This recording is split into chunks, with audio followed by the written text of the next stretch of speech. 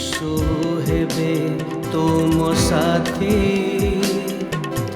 दूर हेब भय भ्रांति से तो जगतर ज्योति अंधकार हेब इति प्रात ज्योति जीवन जला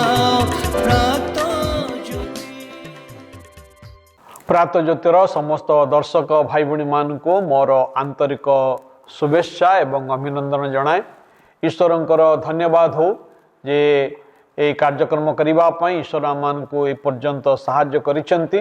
मु आपण मानकु अशेष अशेष धन्यवाद जनाए जे आपण माने नियमित भाव में आम मानकर कार्यक्रम देखुंट आउ अनेक आपण माने आम मानकु प्रश्न पचारिछंती एवं आपणकर प्रार्थनार अनुरोध मते जणाइछंती।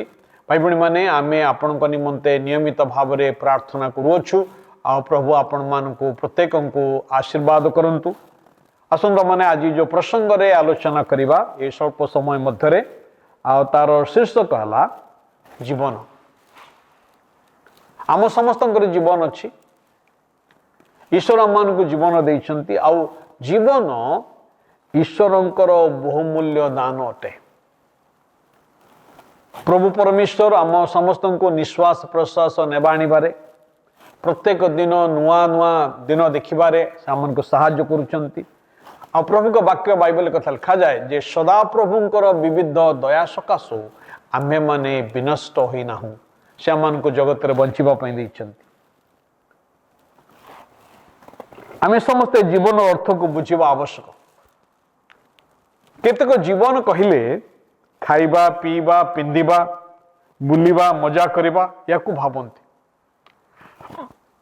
भाई भणी माने ता जीवन नुई अनेक सुख संभोग को सेमाने जीवन भाव ग्रहण करिथांती मात्र सेमाने जीवन रे शांति अबा जीवन उद्देश्य को बुझी पारि नथांती। प्रभु ख्रीष्ट एक कथा कहिले मु जगत को आसीची जेपरि तुमने जीवन पाओ प्रचुर जीवन पाओ। प्रभु ख्रीष्ट आमान को एक साधारण जीवन दबा निमंते जगत को आसी नथिले।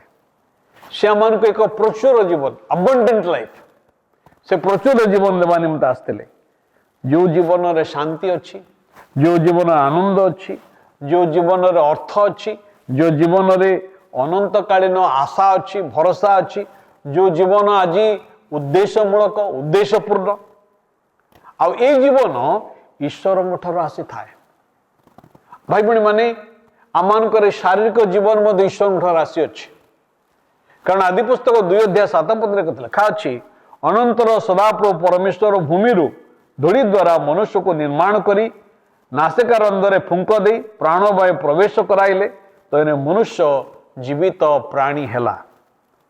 जीवन प्रकृतिर घटना चक्र उत्पन्न है नहीं मात्र जीवन परमेश्वरंकर प्राणवायु अटे।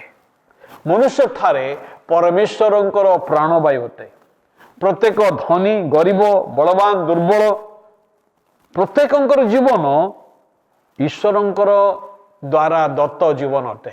एक अलौकिक विषय अटे। कौन से मनुष्य ईश्वरंकर मुख स्कंद किंबा जंग द्वारा कि पादर सृष्टि ही नहीं। ईश्वर वाक्य बाइबल रे आदि पुस्तक 2 अध्याय 7 पद अनुसार से मनुष्य को धूली आउ से कौन कले सृष्टि कले। भाई भणी माने से आमे कहा उच्चा नीचा करि परिबा नहीं। यदिओ के भावंती आमे उच्च जातिर ईश्वर क्या उच्च जाति बा नीच जाति को सृष्टि कर ईश्वर स्त्री और पुरुष को सृष्टि कले पुरुष और स्त्री को सृष्टि कले से आमे समस्ते ईश्वरंकर सृष्ट अटू आउ ईश्वर आमन को मूल्य दियंती। आम समस्त जीवन रे आ मूल्य अच्छी आमे ईश्वरंकर बहुमूल्य सृष्टि अटू आउ से मनुष्य के उद्देश्य देले जेपरी आउ से तांकर स्वरूप को प्रतिफलित करिबो तांको सहित गमनागमन करिबो एवं ईश्वरंकर सृष्टि को से नियंत्रण मध्य रखिबो। भाई भणी माने आपणकर जीवन को अबा कहार जीवन को तुच्छ करने निमंते आपण को अधिकार दिया जाय नहीं। आपण कहा तुच्छ देखि पारिबे नहीं किंबा आउ कहा आपण तुच्छ देखि पारिबे नहीं, निजक मध्य तुच्छ देखि पारिबे नहीं। अनेक समय आमर युवा भाई भणी माने सब निजक तुच्छ देखते, अन्य सहित तुलना करती।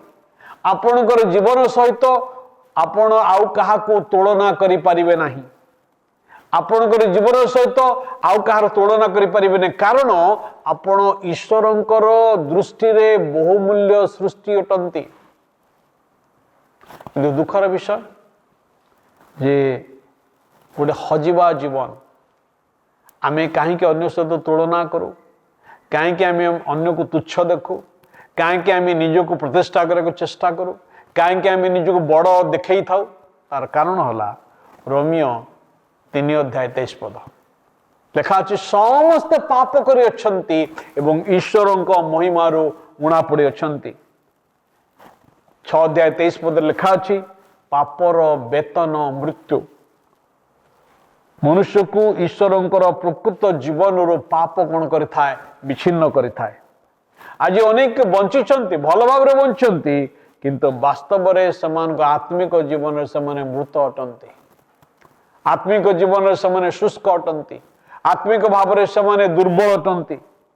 आज अनेकंकर समानकर ए आत्मिक शुष्कता को, ए आत्मिक शून्यता को पूर्ण करने से माने जगतर सुख आमोद प्रमोद रे चेष्टा करथांती। जगतर ज्ञान धन मान को अर्जन करने द्वारा ये आत्मिक शुष्कता, ये आत्मिक शून्यता को पूर्ण करने चेष्टा करथांती।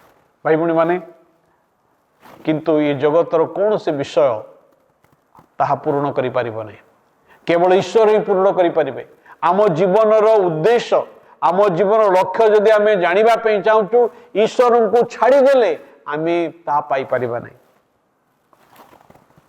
आपणकर हुए तो सुंदर मोबाइल फोन अच्छी, कॉस्टली मोबाइल फोन अच्छी, हुए तो आईफोन अच्छी, से फोन टी देखा जिते सुंदर थिले मध्य जदि ताहा पावर सहित डिस्कनेक्ट थाए तेबे से जेते सुंदर देखा गले मध्य ताहा कौन से कार्य योग्य नहीं। ठीक से परि भाई बुढ़ी माने आमान जदि ईश्वर ठार एक पृथक जीवन काटिबा, ईश्वर ठार अलगा जीवन काटिबा, आम जीवन रे आमे डायरेक्शन पाई परिबा नहीं, आम जीवन उद्देश्य को बुझी परिबा नहीं, एवं आमे ए जगत रे कहीं अच्छु, आम जीवन उद्देश्य कौन आमे ता बुझी परिबा नहीं। किंतु जदि आमे प्रभु ख्रीष्ट को आम जीवन को निमंत्रण करिबा, तेरे प्रभु जीशु आम जीवन को आसीबे, से आम जीवन को पुनः संस्थापन करिवे। आज आपण जीवन को जदि किछि मेसअप कर दैछंती, गंडोलिया कर दैछंती, आपणकर जीवन को जदि आपण भांगी दैछंती, चुरमार कर दैछंती, किछि जासे नहीं। प्रभु जीशु को निकट को आसंतु।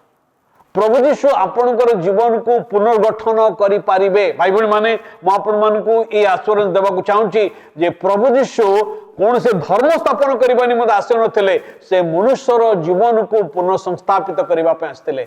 पिता परमेश्वर सहित मनुष्य को मिलित करबा पे आसीथिले। से पे प्रभु ख्रीष्ट कहले मु पथ सत्य और जीवन। प्रभु जीवन संबंध प्रचार करबा निमंते आसे नथिले, से एक कथा कहले मु जीवन। भाई भणी माने जो माने यीशु को जीवन रे ग्रहण करती से माने अनंत जीवन रो अधिकारी हेइछंती। आपण कोन से अनंत जीवन रो अधिकारी हेबा पई चाहंती? आपणकर जीवन उद्देश्य को बुझिबा पई चाहंती? तेबे प्रभु से आपण को निमंत्रण करूछंती। तांको निकट जदि आसीबे से आपण को तांकर संतान करिवे एवं आपणकर जीवन अर्थ को आपण बुझी पारिबे। आसंत पदे प्रार्थना करिबा। प्रभु तुम पवित्र महानाम को धन्यवाद दौचु। ए जीवन तुमर दान अटे प्रभु। प्रभु तुम आमान को दई अछ। ए जगत रे जेपरि प्रभु तुम दृष्टि रे संतोषजनक जीवन यापन करिवो, तुम दृष्टि रे ग्रहणीय जीवन यापन करिवो, साहाय्य करो। दर्शक बंधुमान को प्रत्येक को तुम आशीर्वाद करो। ए क्षुद्र प्रार्थना यीशु नाम उत्सर्ग करूछु। आमीन। नमस्कार।